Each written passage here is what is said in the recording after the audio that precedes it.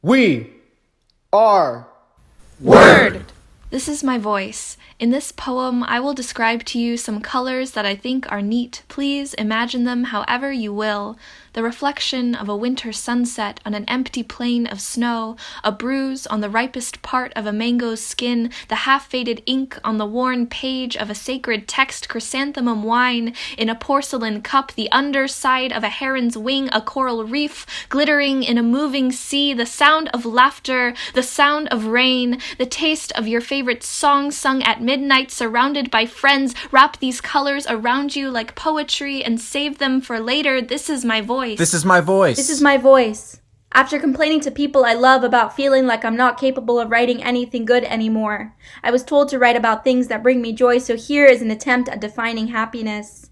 Seeing pictures of my life before quarantine pop up on my phone at random times of the day, remembering that there is still a life beyond the strange box of metal I find myself in and day out, dancing to that one Mac Miller song alone in my room. Yeah, I hope the neighbors are watching as I make a fool of myself, moving my body every which way, dancing to the spins, reminding me I am still young. Text from a boy I have grown to love saying that writing should be for me, and only for me, not anyone else, peering into the lines in which I pour out my whole flourishing heart. A poem is a place I have forgotten is also a home.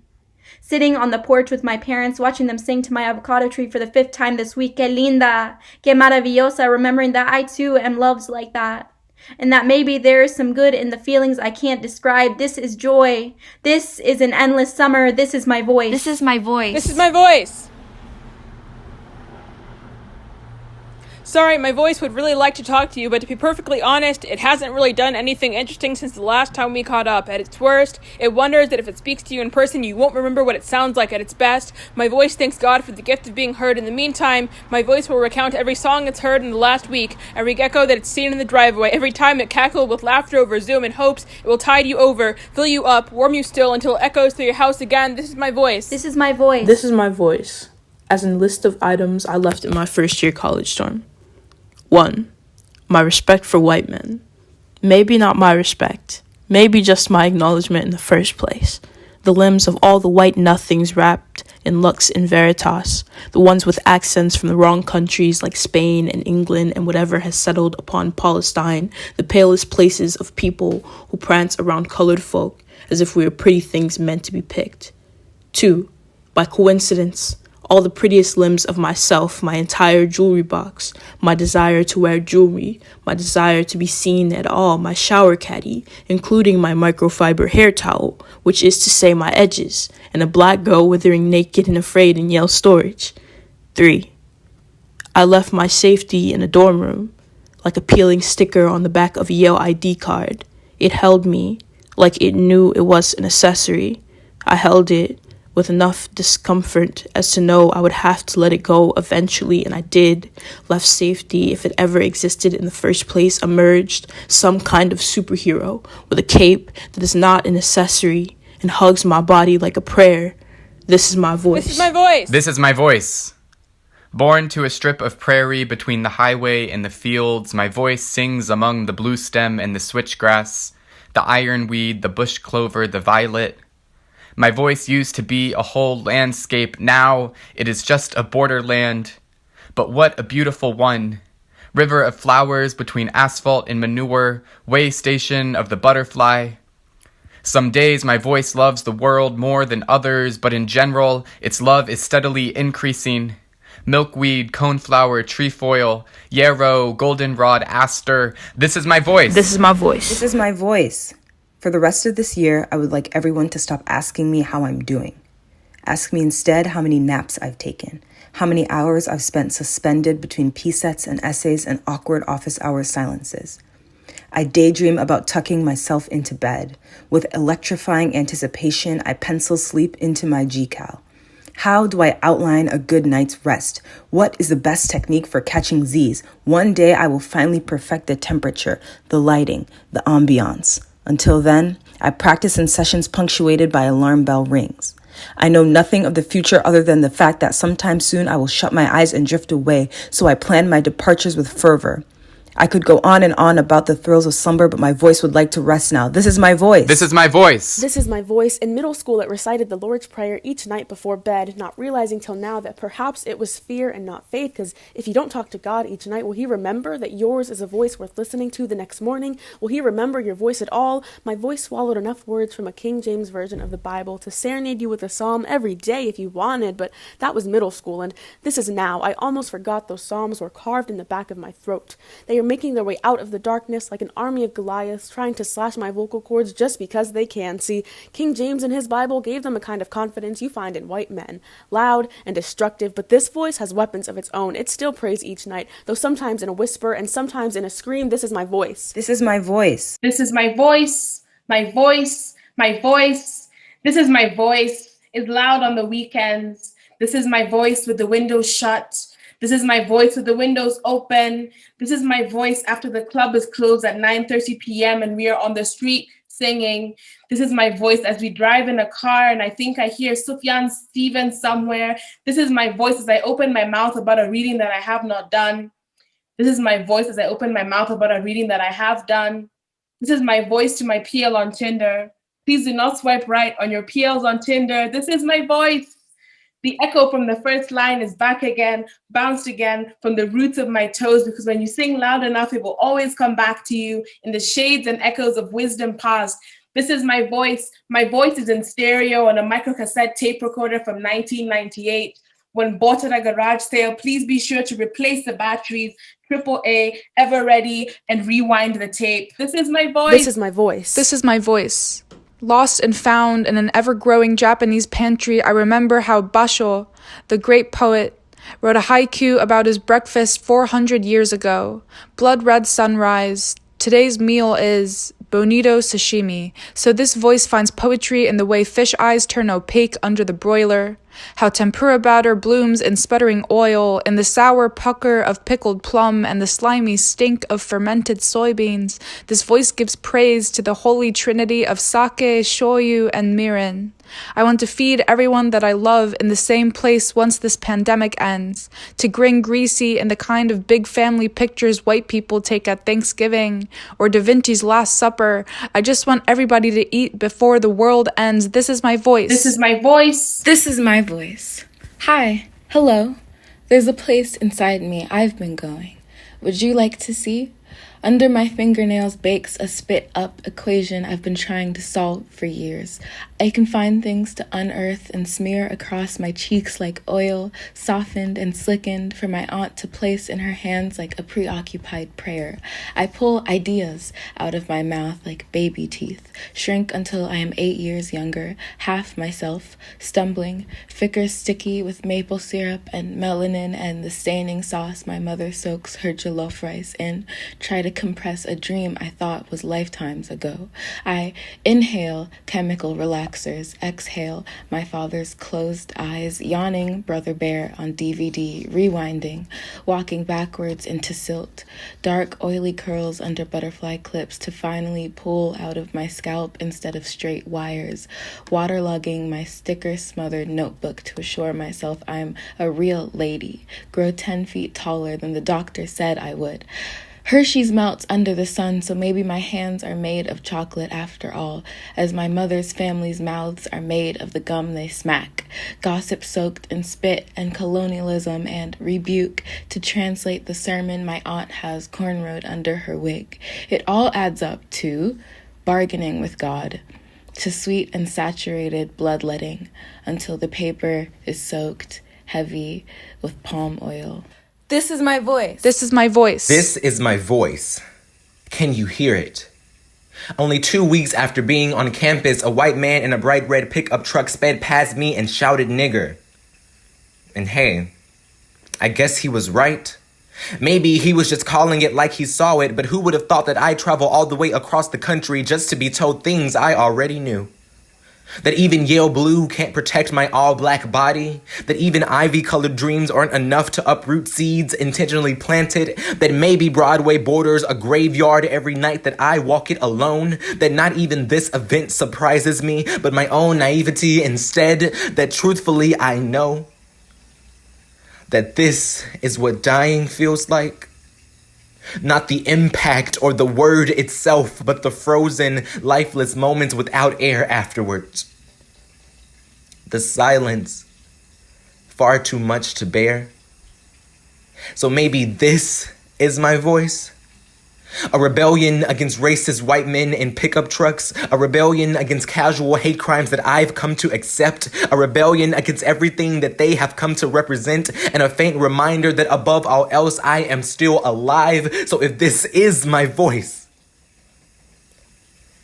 I pray that you can hear it. This is my voice. This is my voice. This is my voice, the mouth of a river emptying itself of all its sweetness, becoming something larger than its ability to swallow, this transubstantiation, this holy embrace, this big-time sensuality, this breaking of bread over the distance between us. May the good Lord allow you many names, tempestuous scourge and calm current, Charybdis and the birth of Venus. May you study your reflection and smile. This is my voice. This is my voice. This is my voice. My voice says hello, but it does not hope it finds you well in these strange and uncertain times. Nobody is well in these strange and uncertain times, and there are better ways to try to parcel pain into kindness anyway. Instead, my voice does hope that you are finding peace in whatever little ways are possible, that those little ways are enough, that something or someone has made you feel gentle today, that the people who tell you to take care of yourself will actually give you the free time to do so, that you can abandon your critical thinking skills and just be vibing and saying things. Sometimes my voice really do just be vibing and saying things. Sometimes my voice feels like the world has whittled it empty, and sometimes my voice be going through it. But one thing about my voice is that my voice gonna do me regardless. This is my voice. This is my voice. We are Word.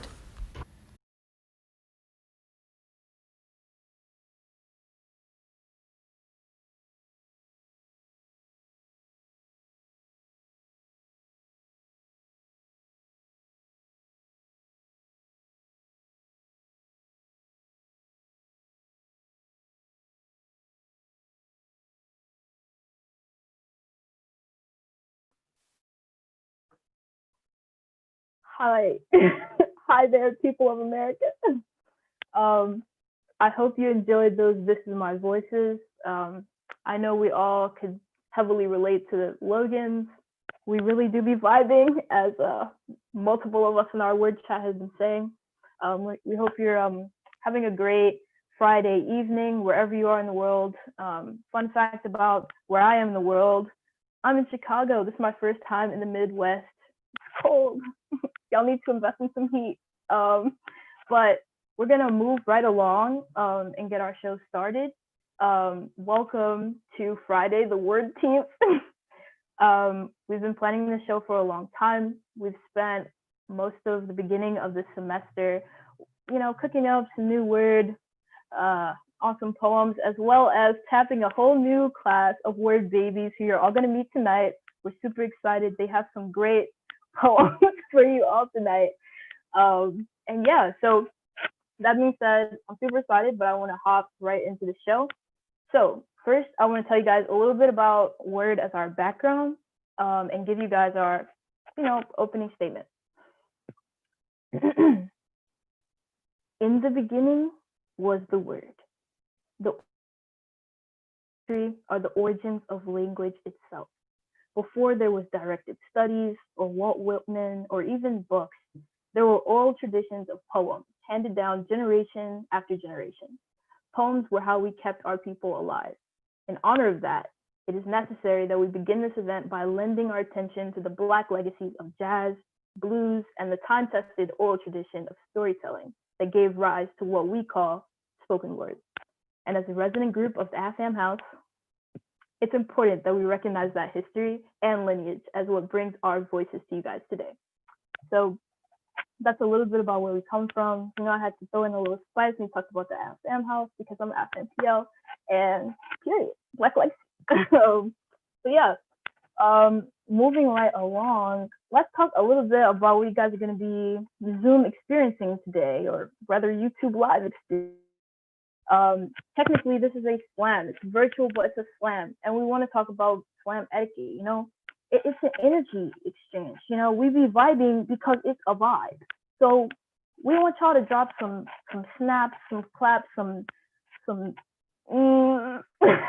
that I don't know how that works over Zoom, but like drop some oohs in the chat. All of that in the chat box. Please blow it up. Use your favorite emojis, all of that. We really appreciate the energy. And though we can't necessarily see it right now, I will definitely be making sure that like if people who are performing will be putting it inside of our little Zoom chat so they can see that you guys are loving their poems as much as we already do.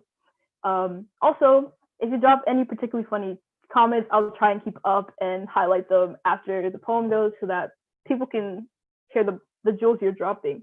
But yeah, that being said, let's hop right into it. You know what I'm saying? I don't know if you guys know this meme, but my friend just caught me it the other day. Like, let's hop into our poem area. Okay, that's really old. Apparently it's a vibe. Anyway, let's start our slab. So, first up, this next poet, drip lesson. You know what I'm saying? Dressed down game, amazing, immaculate. They also were able to adopt a dog over quarantine, who I hope I will get to meet, even though I probably won't. And they have a really great poem. My favorite, Holy Queer. You guys, please welcome our first poet of the night, Kieran.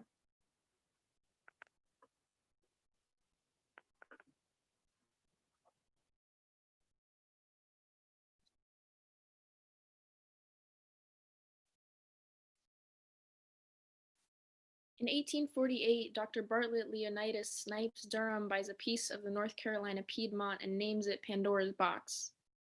Guess he thought it was the kind of soil that could only yield curses, the kind of place where death bides its time, sits patient in a casket until you let it out with your own hands, and maybe he was right.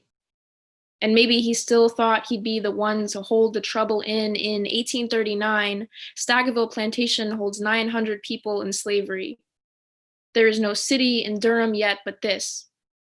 40 miles away in Caswell County, an enslaved man named Stephen falls asleep in front of the fire and accidentally burns a tobacco leaf so bright it sets the whole country ablaze. In 1849, Pandora's Box turns into a railroad stop. Trains pause here out of necessity. They can't make it to Raleigh without more fuel, so at the Durham Depot, they have to burn to keep going. In 1865, General Sherman stops burning the South and stops in at Durham Station to accept the final Confederate surrender of the war. Outside, the soldiers from both sides develop a taste for Carolina's sweet, bright leaf tobacco, and Durham Station smells of smoke all night. By 1874, Durham drops the station from its name and sprawls into a cemetery. Every headstone a warehouse. Every warehouse an ashtray for the dregs of America's newest addiction to death. Tobacco Town takes a dying thing and makes it beautiful. Tobacco Town puts the killing thing between its teeth so it can put food in its children's mouths. Tobacco Town blesses the branch and not the root because this land doesn't know trees, only their ghosts. What is a fallen leaf but a corpse? All dried veins and crackling skin, a plant that could have been, if not for the sun's vengeance, if not for our stomach's hunger and the lonely we let build up between our lips. In Tobacco Town, our mouths are always empty, gaping, still begging to be loved like tea still loves sweet, even though sugar is what but the thing that makes the tea easier to be swallowed, easier to be drowned in and smothered. In Durham, we know too well about how to twist sweet from a bitter leaf. Bright leaf tobacco survives best in starved soil, clings to the places where life is least expected. Bright leaf, the smoke-stained specter, the good news, the great resurrector, city of spirits who make a living off of slow death, is more alive than any other city I've ever known. Bull City builds Black Wall Street in a day. Durham Bulls turn the minor leagues into something major. Hayti blasts its heartbeat to a bass that can't ever be drowned out by the sound of the freeway. The city of medicine laughs and calls it healing, dances and says, what looks like a miracle to you, to us, is just breathing. Before tobacco, Carolina survived by burning pine trees. The boiling sap would get stuck to bare feet, so now when the streets sing Tar Heel, they mean we can never shake the past from our footprint. Everywhere we go reeks of everywhere we've been. Tar Heels trek forward limping. Bull City turns its horns on itself and charges. Bull City burns cigarette smoke into a skyline and says, ain't that something lucky? In 2020, Durham is still a cemetery, but now every burial an abandoned building, every building a new restaurant or a loft or anything else that eats without feeding. Tobacco Town is still addicted to death, and Tobacco Town is still so beautiful. Durham still rolls its own. Bull City strikes a match on its boot and says, we were never the curses in the box, we were the gift. We were the theft from the gods. Punishment turned into prayer, we stole rolling papers and folded them into a citadel. Bull City keeps burning, burning, burning, biding its time.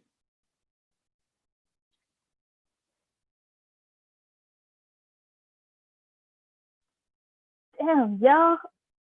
Oh my, that's how you start a fire up. That's how you start day. That's how you get it going. Dial.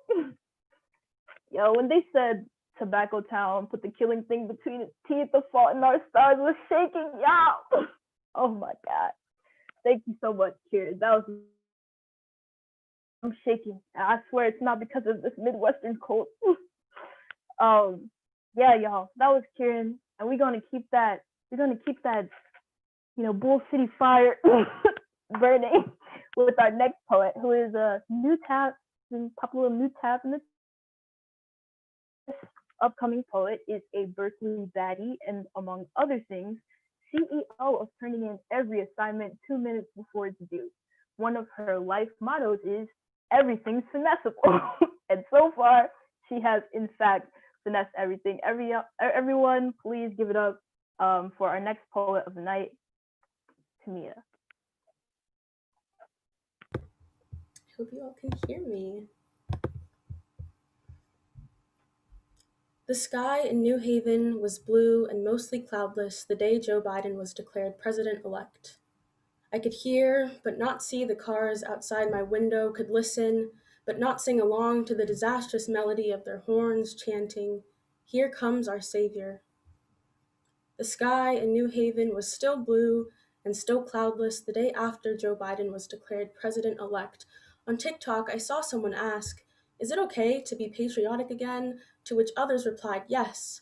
Let's reclaim our nation's flag and proud again of the red, white, and blue, proud again to paint over dried blood in such a blinding shade of white. And it is then that I wonder if my ballot, any ballot, is sharp enough to draw blood. I don't know whose it would be or whose I would want it to be, but my guess is yes. If there's one thing I know for sure, it's that no amount of bleach can hide the stains of blood under blue light. My sympathetic nervous system has chants of its own, alarm bells, not parade music, warning sirens, not victory cries. I am reminded that even under a blue sky, danger is omnipresent. Maybe I am better off dreaming of paradise, where blue skies know nothing of white presidents, and I am not forced to celebrate a death that will only be slower and perhaps more painful, but dreams melt into memory. Were they always this violent? Asks memory. I can't escape electoral politics or the ghosts of presidents past or their cursed flag. They haunt my memory, and my memory, red and white scraps of this flag, bind my hands and feet too tightly. Pieces of cloth know nothing of mercy, nor do the men who stitch them together. Some are weaved around my neck, yanked until my eyes bulge in quiet desperation, and the last ounce of breath I have joins the wind under a blue sky. No one notices the unmarked grave being dug behind the White House. Pretending to be in paradise might make your vision a little blurry, might make you ignore that they are digging your grave too. The earth here is tender. Freshly showered in rain, it welcomes me, says, "I've been expecting you. Made this ground soft, just for you." On the day of the funeral, there are no tears shed by the white man who makes confetti out of my ballot and sprinkles it over the lifeless body I once called mine. This This is how they operate. Be grateful you were allowed to vote in the first place. Be grateful we do not curse you to your face. Be grateful your earthly resting place is in the midst of white men and a white house. But here's the thing about white houses. Whether red inside or blue inside, it is still our blood, crimson blood colored almost black, that nourishes the ground upon which they rest. My soul looms over my body, somewhere not in the ground, thinks, maybe I would rather be buried in the land of my mother and father. Nigeria, you whose flag I sometimes wave instead of no flag at all, you whose soil and people are bleeding too, you who might kill me for having an iPhone and having an attitude. Is that really better than here, where they'd kill me for being black and having an attitude? I used to joke about dual citizenship. Thought some paper in blue or green plastic would save me, protect me from the destiny of a burning country. Death is my destiny. It is all of our destinies, and no. I don't say this to trigger your own sympathetic nervous system or acid rain on your parade. Forgive me. I'm a little bit of a pessimist. I don't know how to ignore alarm bells, and right now their clanging warns me that the soil within these borders is this close to spitting me out of its crust. The soil across the ocean doesn't really want me either, so my soul, still looming against the backdrop of a cloudless blue sky, wonders, who will pray for the nationless?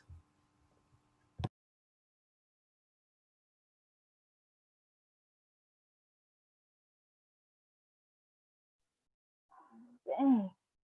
Girl, if I was Christian, I would pray for him. You know what I'm saying? If I had a religion, period.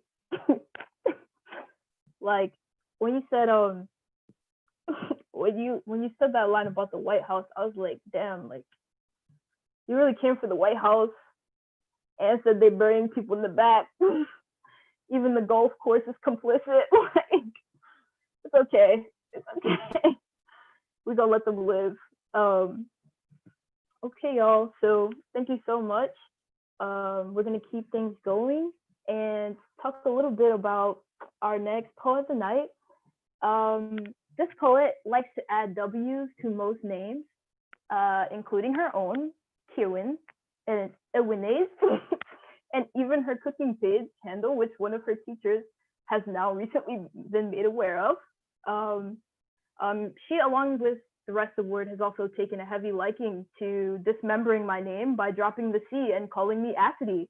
So yeah, guys, I really hope you enjoy this next poet. Give it up for Christina.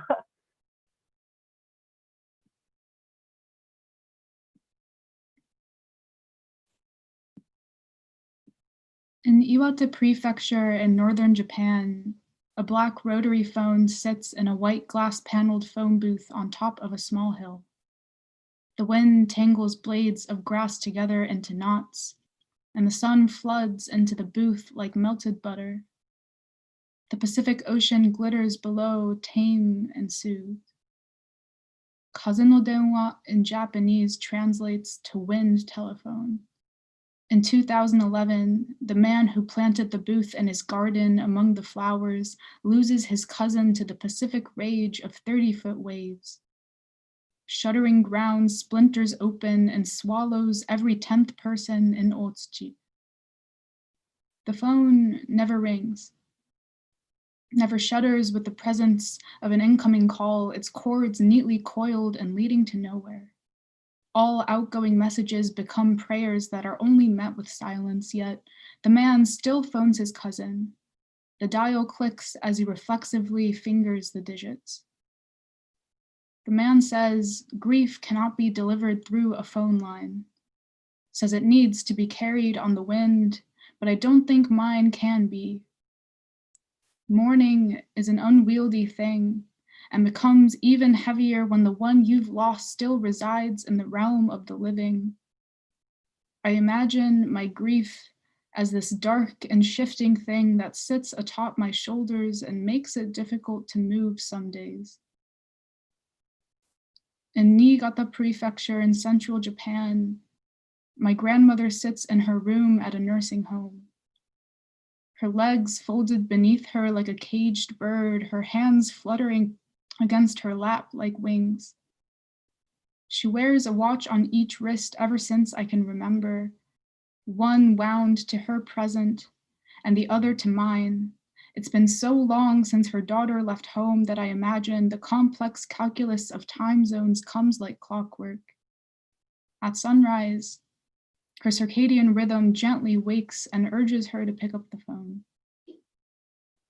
Every call, every day goes the same way. How is your second year of college? No, Baba, I'm in my third. How far away are you from your mother? A 2-hour train ride, but only because American trains are so slow. These responses come to me like clockwork. I remember the day I got sick. It was so cold. The sky was so blue. I don't respond. Instead, I want to ask, how many poems do I have to write until they keep you company? How many times do I have to call for a ringtone to stop sounding like a prayer until your voice no longer gurgles with static and mine doesn't quiver like it was shot out of the sky? I like to think that one day I'll make the pilgrimage to WORDteenth, sit inside of a bullet train, hurtling to somewhere I've never been, and watch the outside world change from skyscrapers to mountains. I'll climb up a small hill overlooking the Pacific and send my voice into the sky like how cicadas and crickets scream at the moon. When I make my call, I think the dial tone will be silent, but the ringing will pierce through the clouds like the sun. I don't know what time zone heaven might be in, but I hope she is awake to pick up the phone. When she does, I won't say I love you. Instead, I will say, Moshi Moshi, how are you? Have you eaten? Are you cold? I miss you. Please come back. I will wait for you.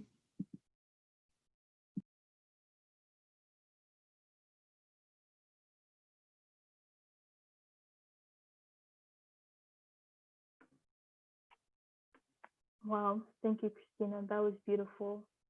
I just want to point out the line, how many poems do I have to write before they keep you company? Like, I feel like we all felt that, especially in quarantine. Like, you know, to everybody watching out there tonight, I hope our poems are keeping y'all company, you know? Thank you, Christina. All right, now moving right on along to Baylina, who is our next poet of the night. This is probably Word's funniest member, honestly, and also our most DS kid right now, coming in at 6 credits for this semester and counting. Everyone, please welcome Baylina.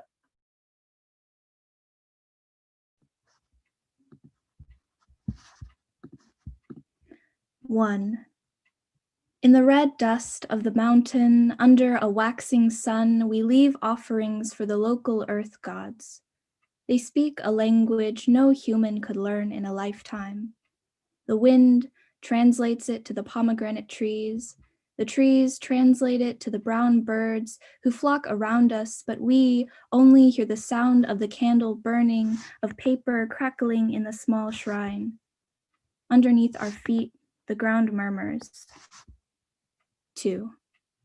The difference between a god and a human is the ability to die. How strange that we can do something a god cannot. They say the mountains are where the immortals hide, and I wonder what language the American earth spirits speak. If, in these Virginia foothills, there is a little shrineless god, lonely, aimless, worshipped by no one. From above, all the mountains look small anyway, just folds in a yard of yellow silk. What does it mean to be the god of something so insignificant? What can you offer to it? Just the scent of smoke and a few gentle words. 3. The sky echoes with the afterthought of morning. The people of the village press their hands against the tired ground. They ask you not for much, fresh books and rain and peace of mind. All I can think is how small your shrine is compared to the height of this peak. Undying thing, who gave you permission to govern the living? For I step up to the altar. I light a stick of incense and place it before you. I think about how we and the gods can only communicate through burning. I think about how, in times of crisis, the whole village kneels before you for mercy. Oh, little God, you are not much more than a king, which is to say, you are not much more than human. What is your immortality but an infinite death? I face your statue, gold as the moon, both of us on either side of a prayer. What can a human offer to a god? What does a god have to gain? What does he have to lose? 5. It is my turn to place my hands on the warm body of the earth as if I were born here. Maybe home is whichever God remembers your name. What is a human body but a memory? And maybe memory is the same thing as immortality, like a body or a shrine or a tomb. What is a mountain but the tomb of a God? Maybe all you want is what we want, to be unburied again. We step away from the shrine, the sun melting like a wax seal, earth clinging to both my hands. There is so much more time to wonder about spirits and other nearby things, but it is enough for now to be lonely with you and all the other small gods like us.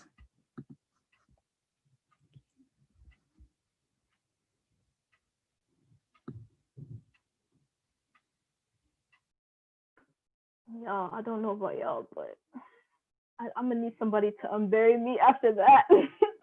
Please, y'all. Whew. Oh my God, that was amazing. Thank you so much, Baylina. Chef kiss. Oh, continuing the bar has been raised so high. Our next poet. I have a great fun fact about this poet, guys. Hopefully it creeps you out. So, fun fact about this poet. She was actually on Jeopardy when she was like 13 or 14. And like just a few weeks ago, she was like, oh my God, like I could only return to Jeopardy like if the host died. Like that's the only way. Like not that I'm waiting on it or anything, but like that's the only way I'll come back.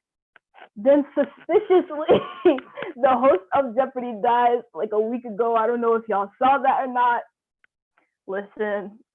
Anyway, y'all just go ahead and welcome the next, very sus poet of the night, Irene. I had nothing to do with the death of Alex Trebek. I can't believe that those are words that I'm saying on this fine evening. Oh, thank you, Cassidy.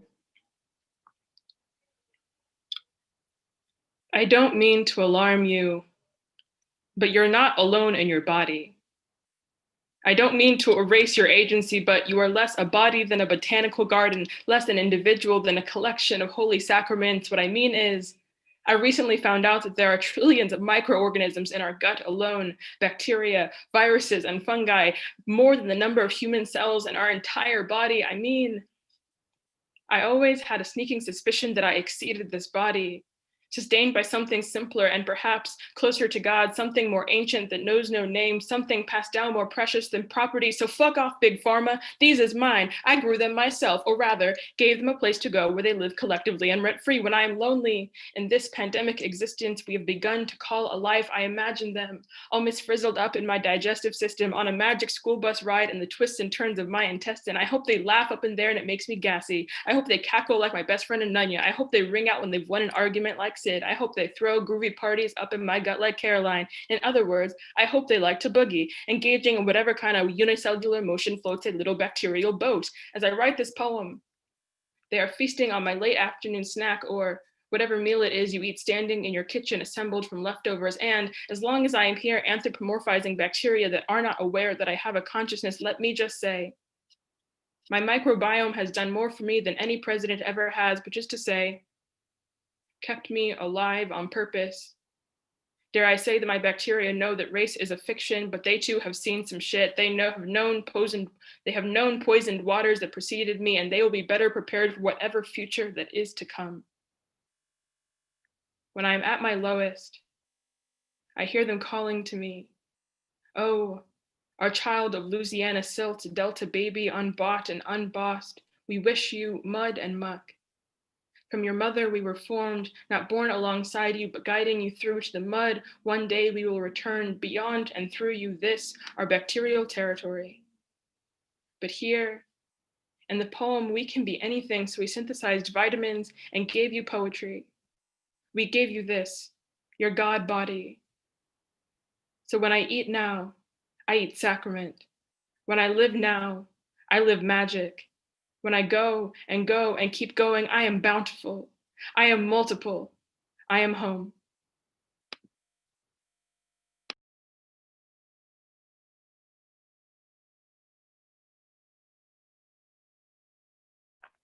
Look, man, I hope y'all have a newfound respect for your innards, like, and then they just put y'all on, like, just know that your insides are woke, okay?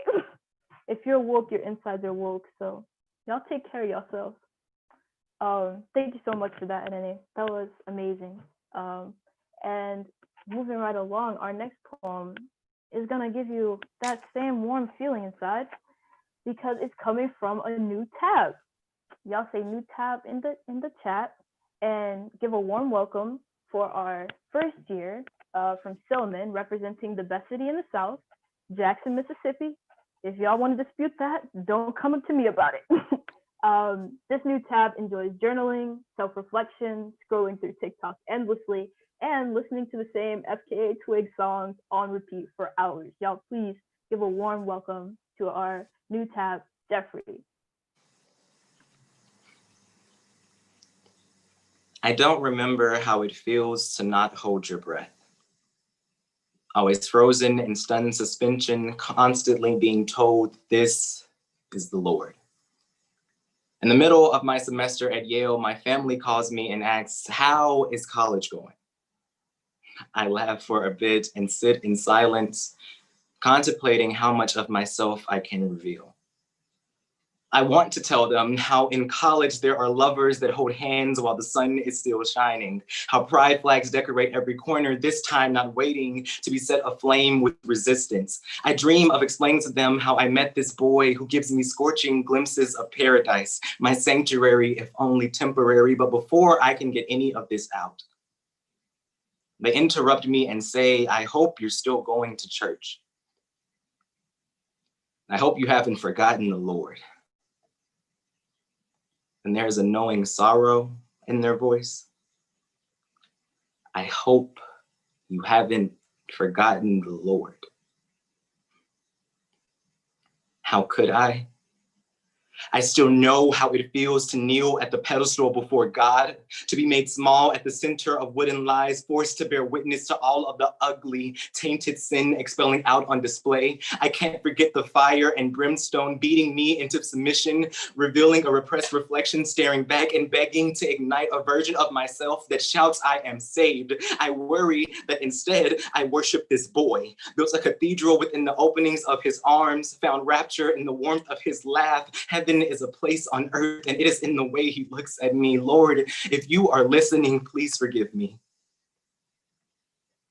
I just want my God to finally be something I'm not afraid of. For once to not have a constant reminder of all the things I cannot say, watching the battleground that lives on my tongue claw its way up from the back of my throat and spit out an acceptable truth. So maybe I won't tell them what happened. I know Black boys don't get happy endings and fags get black eyes back homes, so I will lock the doors, engulf myself in all black and shut the curtains, touch his Black body like it is the last time, because it is. Because Black love is full of last times. It is quiet, dark nights where Southern pride strangles me and leaves bruises disguised as love marks. That feeling. Two Black figures melting into one is both Christ and crime. Illegal for how free I feel, imprison me for simply being a Black boy unafraid of affection. Rip apart every dark limb that finds itself between the crevices of another man and joy, and tell me truthfully, Jesus, that queer Black boys can survive searching for love, trying to find peace without being crucified. I know that this God is a placeholder for everything policing my life that I cannot let go of. I did not expect to fall in love with my sin, but when your entire life has been spent in the shadow, sometimes you set yourself on fire just for a chance at light. Lord, please, promise me that there is more to this life than burning, than ash, than sad, dead, Black things tossed to the side.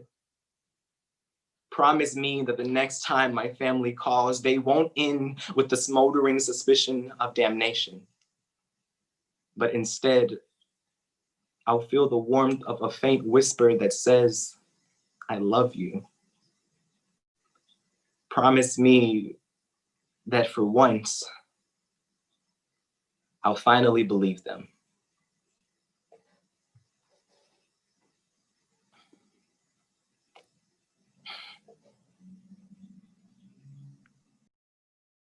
Dang, y'all. I need some Drake or something. No, I need some Frank. I need some Frank after that performance. Wow.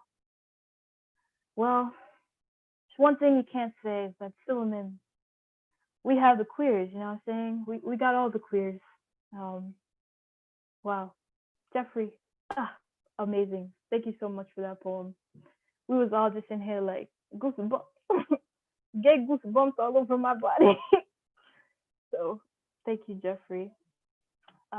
Wow, that poem, it's gonna be hard to follow up, but this next poem, guys, such an amazing writer. This next poet is actually our president, Word's president. Fun fact about this next poet is that they are also one of our best residential liars. During our Word retreat, murder mystery dinner, this poet murdered many of your beloved Word poets and nearly convinced us that he was in fact just a sad boy bird watcher. Y'all please give it up for the beloved Oscar. Love you, Oscar. Okay.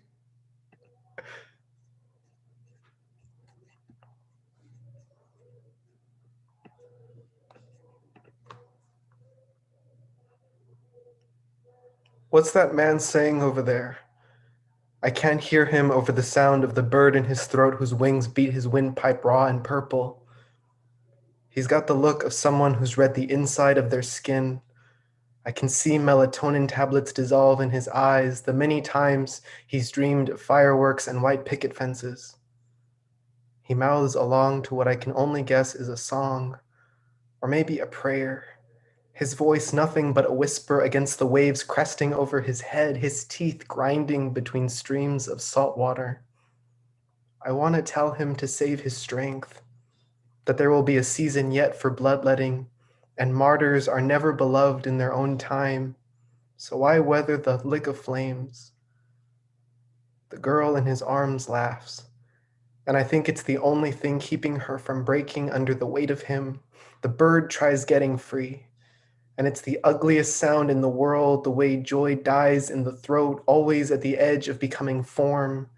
It makes me want to believe in something if it could thaw the tears frozen into daggers behind my eyes. My brain is on fire, and yet I never thought the end of the world would be so quiet. This man in front of me, I've seen him everywhere, and everywhere people are dying, and who's to hold them if not the pallbearers? I want to believe in something better than what I've always known. And I want to believe that every joy-giving thing could be real. But please don't tell someone you love them if what you mean is that you want them to keep living. Sometimes all we have is our lacking. And I know that your capacity for flight is not related to my wanting to split down the middle, but tell me again for the 12th time today that you won't go. Oh, to be liminal and filled with unfounded doubt. Not so long ago, you were my first and only wish, the only sure thing in this world. Know that I'm there, sitting beside you, that in the rigid winter wind of New England, my arms preside, reaching out to take you into them, telling you that across this impossible distance I never left, that our loving was not enclosed in any one geography, that no matter how weary I become, you are always on my mind. I reach out to the man in front of me and tell him I love him, tell him he is alive, that every day after this one he will awake to a divine purpose. Tell him that inside his voice is the possibility of the sky. The funny thing is that everywhere I go, I see your face in everyone else's. And so how can I not rejoice in the life I know? How can I be uncertain when you are here to steady me across these uncharted seas?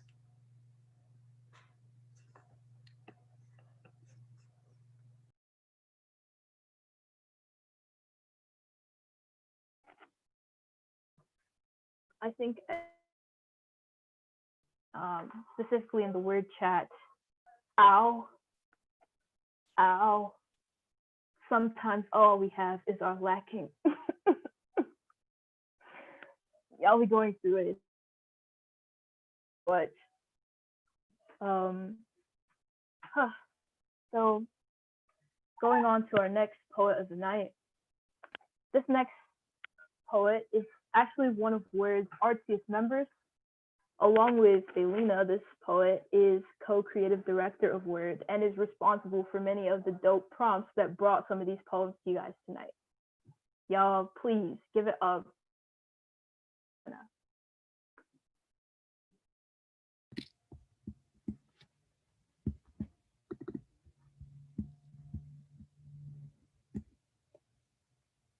This season came creeping in as it always has, one blue evening after the other.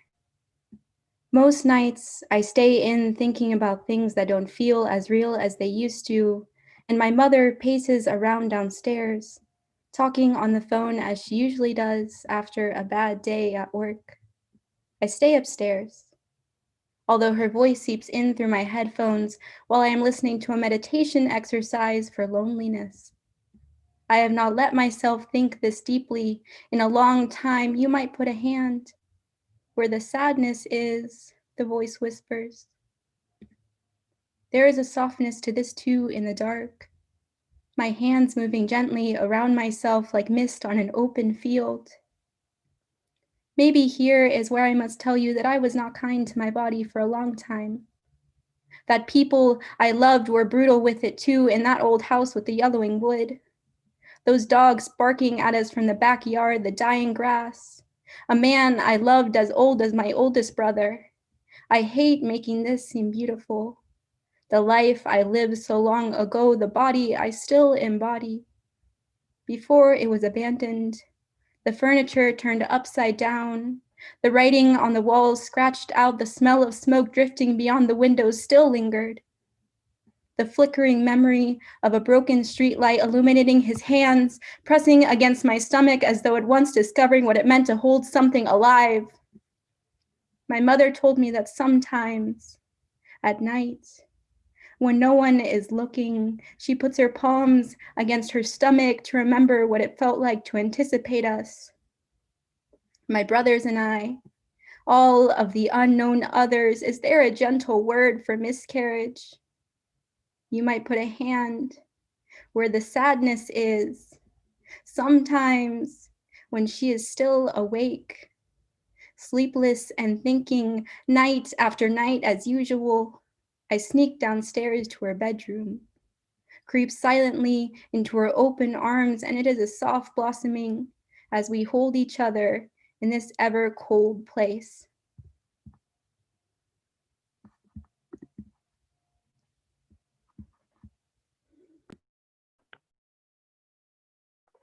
I don't know about y'all, but the body I still embody is curled up on the floor crying. Oh my God. It's hurting right now. It's hurting me. Thank you for blessing us, in the words of Oscar. It's a little sad boy, y'all. We sad boy tonight. I hope y'all liking it. Continuing this line of sad boy, our next poet for the evening is One More New Tap. So y'all please give it up for this new tap. They enjoy writing, both under eating and overeating, and being both underrated and overrated. She was Michael Jordan's understudy for the 1996 hit Space Jam. She is Space Jam. She also likes the color maroon. Y'all please give it up for our new tap, Shimmy.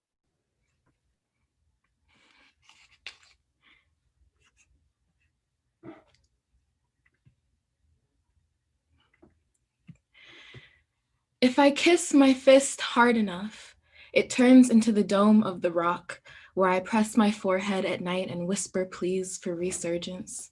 I resent the prick of the bones of my knuckles knocking against skin above, attempting escape. I don't know how often God allows metamorphosis. A butterfly asked me how to change, and I didn't know what to say. I asked a butterfly if it always knew there was weight in the air to hold it, and the butterfly said yes, but it gets quiet up there sometimes with the loss of velocity, and when your trust in what you cannot see begins to chafe. I said, "How do you think airplanes work?" I said again, I never bothered with all the whimsical physics of it, just seeing it shrink into the sky and knowing it's real. I asked a fish if it saw God sometimes in the abstractions of the water surface, and it said it never looked up, but knew the sun was there, but could never swallow its light or breathe it in like divine water passing through gills, washboarded, newly holy. I remembered the mundane plaza of my bedroom and tried to make it more biblical. I looked in the mirror at 6 a.m. under broken blinds and one yellow light bulb, the other three blown out, and said, "Oh, divine creature of God, you fracture light again." I have too many questions. My body is always begging for inquiry, like, how does the whole full world manage to hold yet another body, a body like mine, sunken and fatigued and black, fingers dripping along the perimeters of her own face with comfort, abandon, and apology, like a slow Sisyphean syrup? Why do we hold fast to every beat but never discover melody to connect it all? I asked the grass what we have in common with the rest of God's creatures, and it said, we exist in everything. I envied the soil for having a purpose and not having the burden of having to figure out what to do with a body. I suppose it is selfish to believe you invented the current earth underneath you. I stayed up late to ask God more questions, like, who am I? Who is me? My soul is in my body. My soul is my body, and every soul is a body, and a soul is made of everybody. And is it every body that overwhelms a soul? How many bodies have collapsed around the soul they carry? Is your soul a body or an imitation of one? And God replied with silence. And now I am sitting in my room, listless, wondering what to do with all this scripture superseded by fairy tale. I am sifting for the answer in that silence somewhere, sewed in the troposphere, permanently, eternally, with the stars and the airplane pilots and Schrodinger's spirituality geeks on the elusive, secret, spiderly string, the owl that is holding me and everyone else.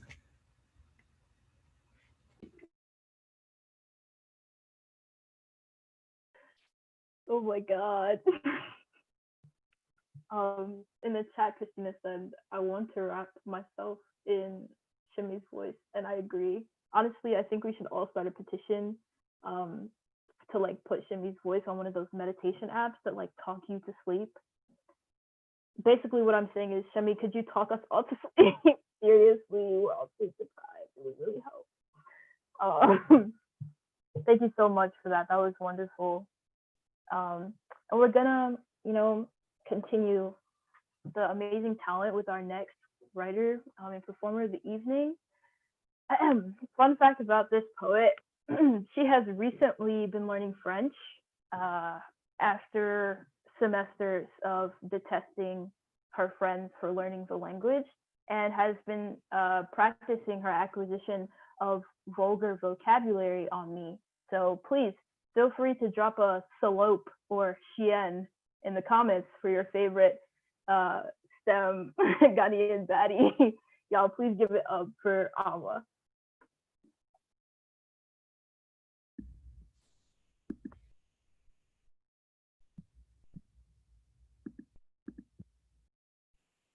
One, I was supposed to go to Ghana this December. I am reminded when my chest heaves in the brittle Wisconsin air, heatless air, wetless air, air that does not carry the scent of citrus rain, the sound of a coconut husk falling gracelessly into the still grass. Still air chokes me up, brings unmoving tears to my eyes. I trace their invisible aftermath under my fingertips. 2. Kejetia Market blooms before me in my dreams. I can feel the tightness in my chest build like a reflex, claustrophobia like muscle memory in the far reaches of my mind. The basket on my shoulder is shuddering with all of the memories I've forgotten to keep, like how it feels to run barefoot on baking soil. My cousins and I carried a chair on our heads for 4 miles along bustling streets for no reason other than to find a shaded place to sit, to spit unripened mango into the clouds of dust gathering at our feet, to spin ourselves into giddiness under a sinking sun. 3. When I first saw a pied crow, I called it beautiful, eyes straining into the darkening Kumasi sky.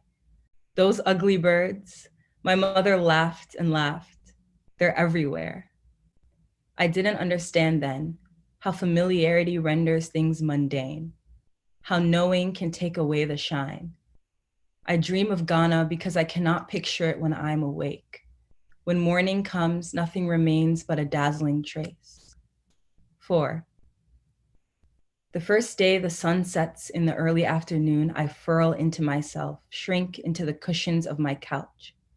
I sit in front of the TV until 3 in the morning. I watch the white folks on Criminal Minds get killed over and over again. There are so many ways to die, but only one way to end. I rewatch the slackening of the gaze. I rewatch the girl boss cop close the case. The radiator hums and fills me with mellow. Beneath the static, I pretend not to hear the hammering of my heart. 5.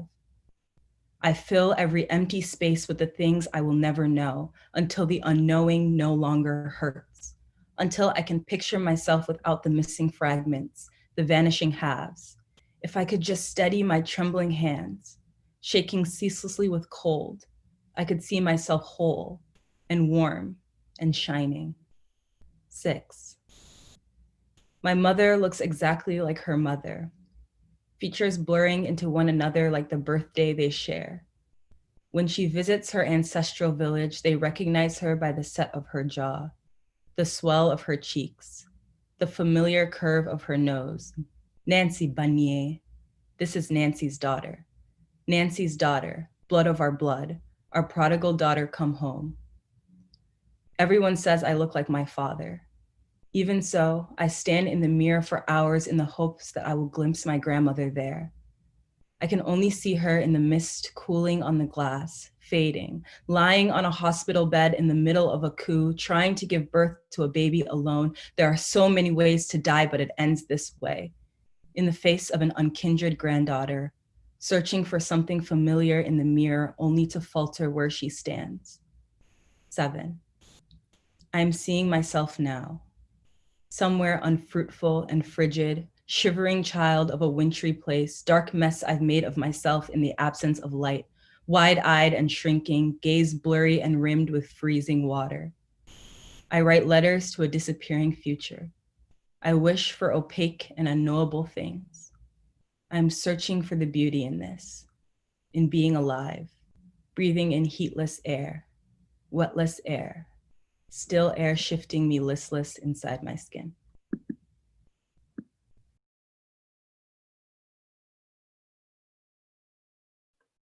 All I want to say is, Alma's mom, if you're out there, I just want to thank you for calling pied crows ugly and erupting the trauma necessary we just witnessed. Thank you. All right, so our next poet for the evening.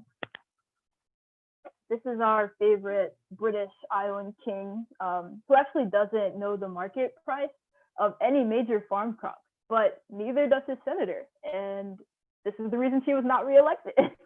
Y'all, please give it up for Forrest.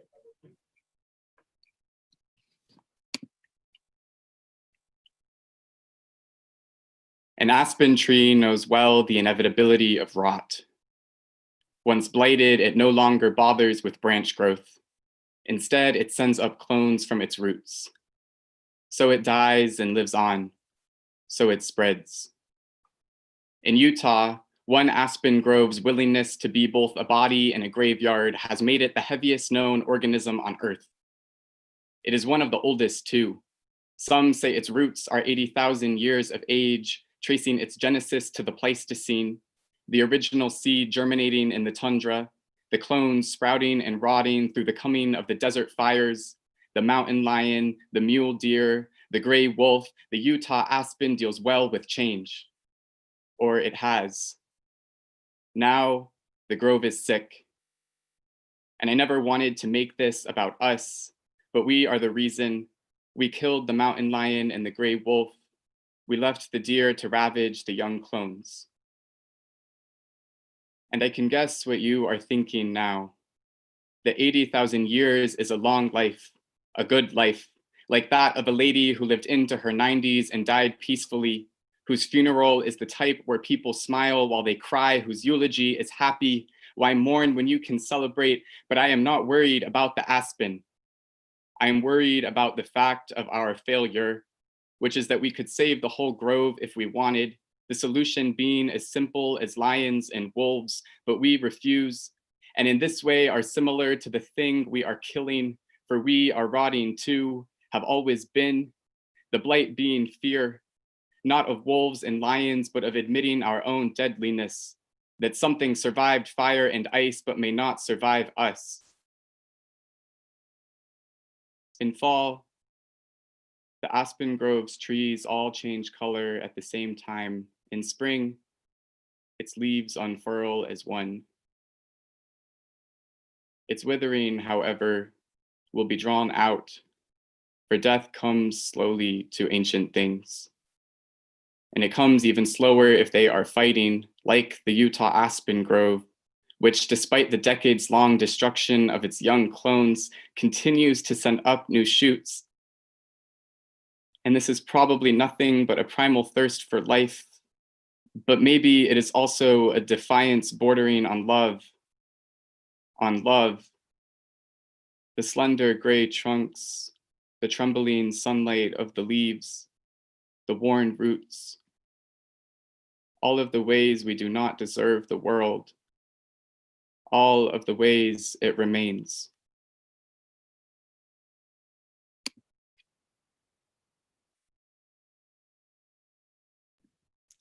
Wow, honestly, that was amazing. We don't deserve that poem. We don't deserve Forrest. Honestly, I would end global warming if not for myself, for Forrest, period. So I'm gonna introduce our next poet. So this poet is the queen of the well-placed curl, the tamer of the twist. She is Philly Dilly down to her bones, and if she was a Frank Ocean song, she would be the song Lost. So please help me give a warm welcome to our wonderful MC, Cassidy.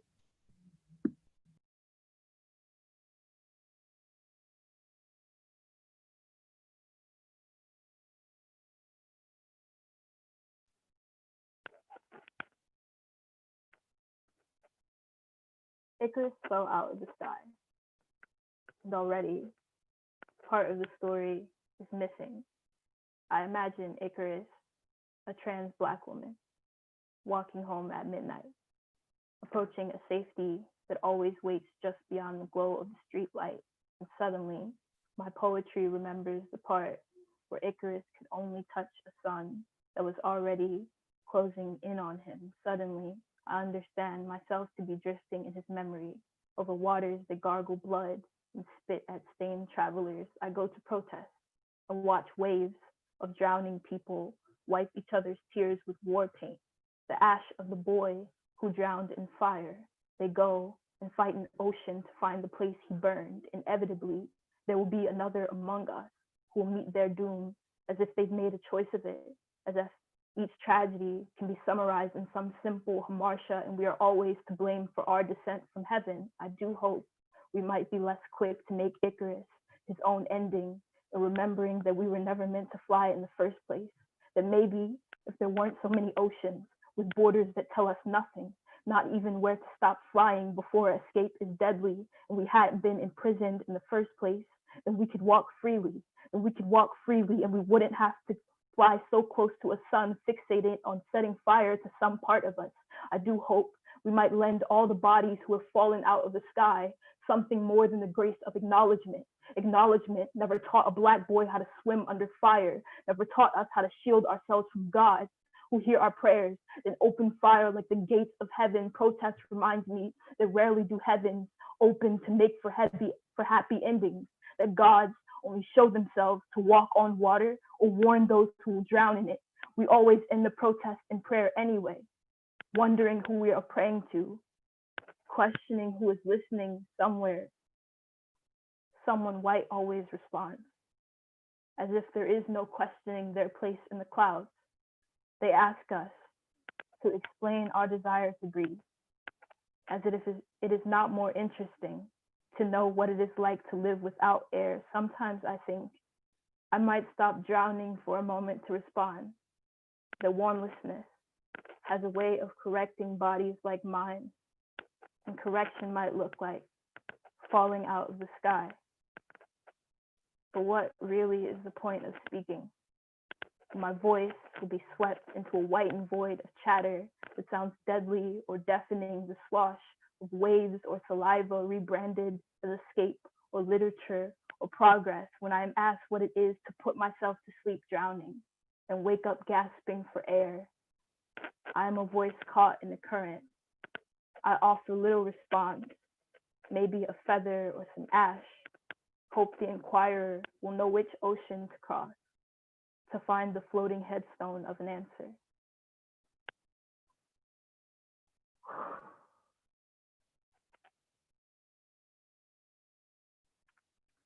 Well, that was our last poet, y'all. Say no. There's more. Well, wait, there's more. Yeah, so I don't really have anything to say. I can't like make a joke. I just did it. So we're just gonna keep going on right along to our next poet of the evening, who is, wait for it. That was my attempt to add a drum roll. A new tap. This next poet is a master procrastinator and an indie film watcher. Tonight, she hopes her dad doesn't burst into the room mid-performance and yell at her for making too much noise. Everyone's asleep right now, so it feels a little like a secret mission. Y'all, please give it up for this next poet, Awar.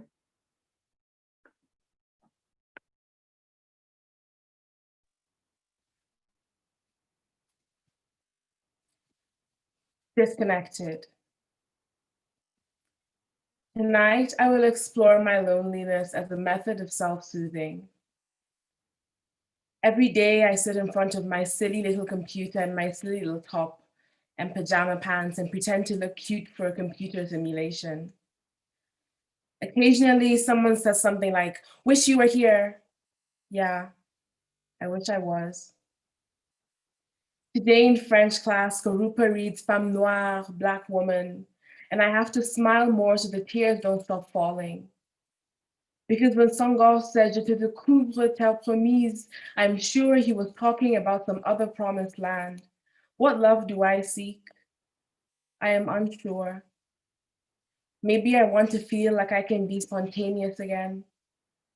Maybe I want to feel like I can turn the computer off and there will be an actual life I am living, because right now I am the sinews of an orange peel. I'm stringy and I'm flimsy and I want to throw myself away. In French class, Senghor said, "Bouche qui fait lyrique ma bouche," and I told him I don't know which mouth I want. That the difference between a lover and a friend is a difference that I don't think I can afford right now. Selfishly, I crave the attention of everybody who watches me through this stupid screen. I want to call me Tam Tam, Scoop Day, voix grave de contralto qui est le chant spirituel de l'aimé. There is nobody to hear my voice. In French class, Songor reads Femme Noire, and I long to be someone's femme, someone's. I crave belonging the way belonging denies me any sort of comfort or feeling.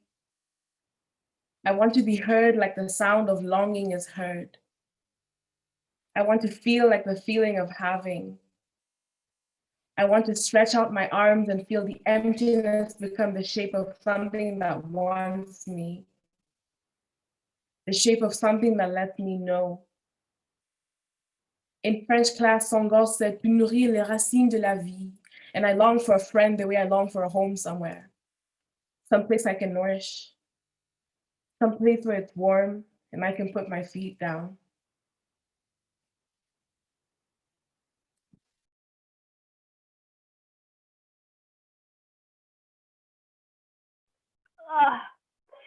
You guys don't understand the joy.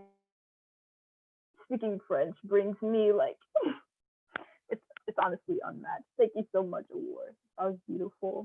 I'm multilingual queen. We love you. Okay, guys. So I know you guys have all been waiting for this moment. There's one amazing person that has yet to grace your screen, and I'm about to bring him to you. This next poet is Yale Admissions Office one of Yale Theater's most beloved workhorses and all around an English department baddie. Y'all, please give it up for Logan, the last poet of the night.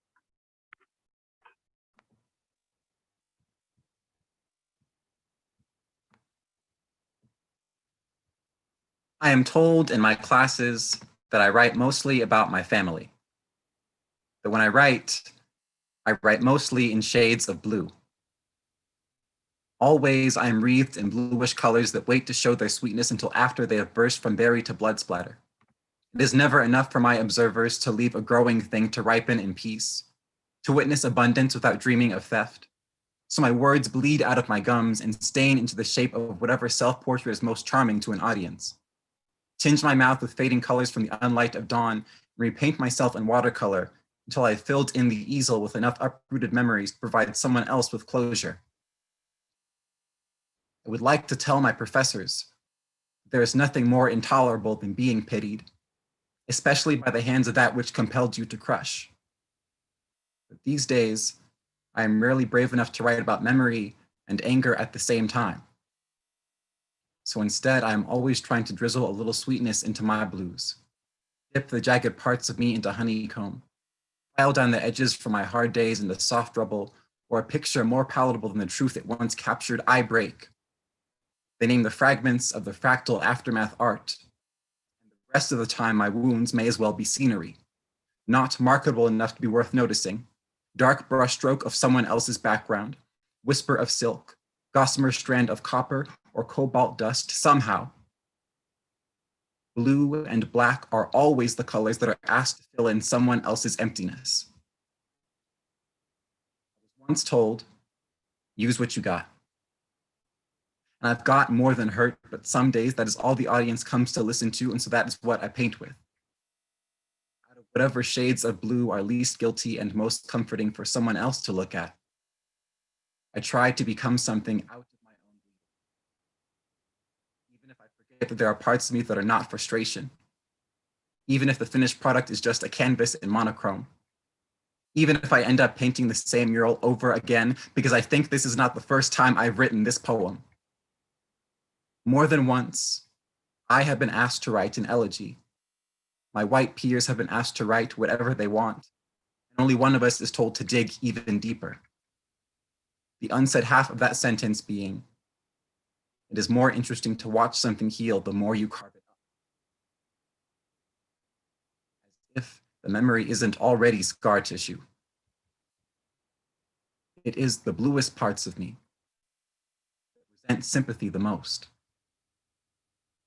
Maybe that is why I've been trying to write myself a new poem, essay, song, It doesn't need me to bleed for it to be legible. Why I've been trying to write in a shade of blue, it does not make a prize of my pain.